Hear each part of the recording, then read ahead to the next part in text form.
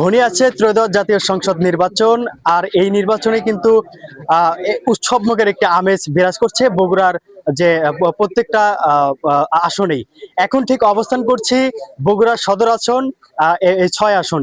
এই আসনে কিন্তু বিএনপির যে চেয়ারপারসন জনাব তারেক রহমান তিনি কিন্তু ধানের শীষ প্রতীকে প্রতিদ্বন্দ্বিতা করছেন। ইতিমধ্যে তার দলের যে নেতাকর্মীরা তারা কিন্তু যে তার ধানের শীষের প্রতীক নির্বাচন 12ই ফেব্রুয়ারি, সেই ফেব্রুয়ারির যে নির্বাচন সেটি কিন্তু তারা দলের যে নেতাকর্মী তারা কিন্তু বিএনপির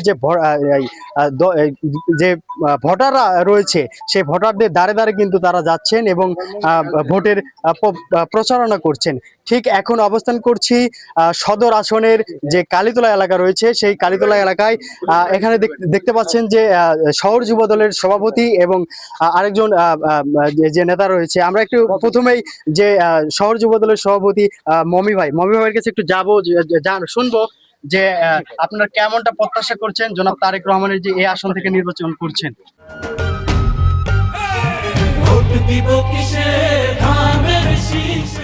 আপনারা জানেন যে বগুড়ার সন্তান তারেক রহমান, আমরা তো সর্বোচ্চ ভোট প্রত্যাশা করি এবং আমরা যখন ওয়ার্কে যাচ্ছি তখন আমাদেরকে মানুষ এমন ভাবে সাড়া দিচ্ছে, সেখানে আমরা তরুণ থেকে শুরু করে বৃদ্ধ পর্যন্ত সবারই একটাই কথা যে দীর্ঘ 18 বছর যাবৎ জিয়া পরিবারের উপর যে অত্যাচার হয়ে গেছে, তারেক রহমানের উপর যে অত্যাচার হয়েছে তার প্রতিশোধ তারা ধানের শীষে সিল মেরে তার মাধ্যমে তারা প্রমাণ করে সেই প্রতিশোধটা নিতে চায়।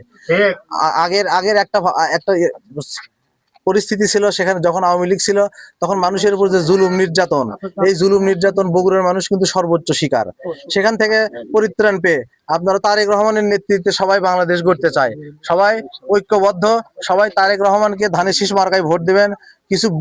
আমাদের কিছু বৃদ্ধ মানুষ আছে তারা খালেদা জিয়াকে ভোট দিত, তারা বলছে তারা খালেদা জিয়ার মৃত্যুতে তারা অনেক শোকাহত। তারা বলছে আমরা খালেদা জিয়ার সন্তান তারেক রহমানকে আমরা সর্বোচ্চ ভোট দিব, এই ভোটের জন্য আমাদের কাছে আসতে হবে না, আমরা শুধু যাই তাদের কাছ থেকে দোয়া চেয়ে চলে আসি। আমরা আরেকজন যে নেতা রয়েছেন জেলা ছাত্র দলের সাবেক সভাপতি নূর আলম, সাধারণ সম্পাদক নূর আলম সিদ্দিকী রেগান। জনাব রিগান, আপনার কাছে একটু জানবো যে আপনারা দীর্ঘদিন হলেই প্রচারণা করছেন। আসলে আমরা আরেকটু জানি যে আগামী 29শে জানুয়ারি বিএনপির ভারপ্রাপ্ত চেয়ারম্যান জনাব তারেক রহমান আছেন, আপনারা কেমন প্রস্তুতি নিয়েছেন? ধন্যবাদ আপনাকে। আমাদের প্রিয় নেতা দীর্ঘ প্রায় 18 বছর পর বগুড়ার মাটিতে পদার্পণ করছেন। এখানে আমাদের দলীয় নেতাকর্মী সহ সাধারণ যারা ভোটার, বগুড়ার যারা জনগণ সবাই অত্যন্ত আনন্দিত।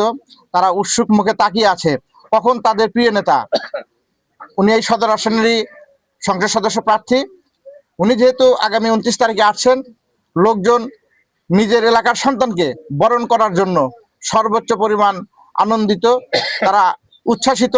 তারা আগামী 29 তারিখে বগুড়ার প্রত্যেকটি রাস্তা ঘাট মোড় যা কিছু আছে সবাই ওনাকে দেখার জন্য লোকের লোকারণ্য পরিণত হবে।